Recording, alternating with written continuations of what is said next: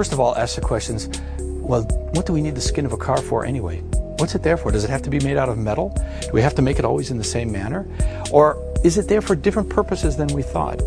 In reality, the aspects of crash and stiffness and ride handling can be handled in a space frame type vehicle entirely without the skin. And therefore, to go away from a metal skin and to have a skin that offers different capabilities, can move, can do things that a fixed rigid structure couldn't do, can be lighter, made out of materials which require less energy to make them. That's something that the GINA Light model brings as a question.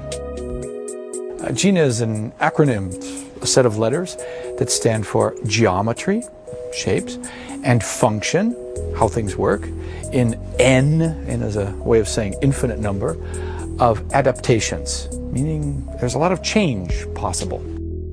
This started a whole chain of ideas within the company here that GINA became not just a model that became a shape or just about cloth as a skin. It became about a thinking process, a philosophy that said, let's do things differently. Let's let materials talk in a different manner. And let's let tooling be a different issue instead of just the way to give us form.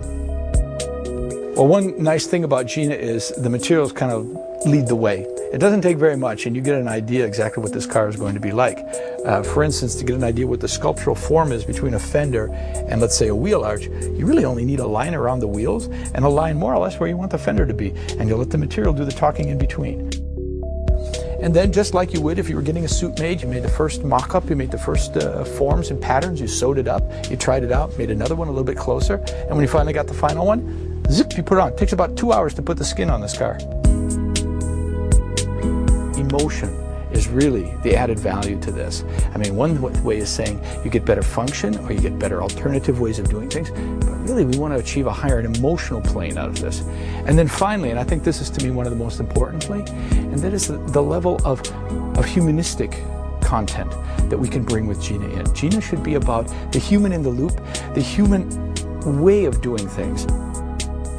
The GINA philosophy, in its short form, is about being flexible. Thinking flexible, acting flexible, context over dogma. That's it.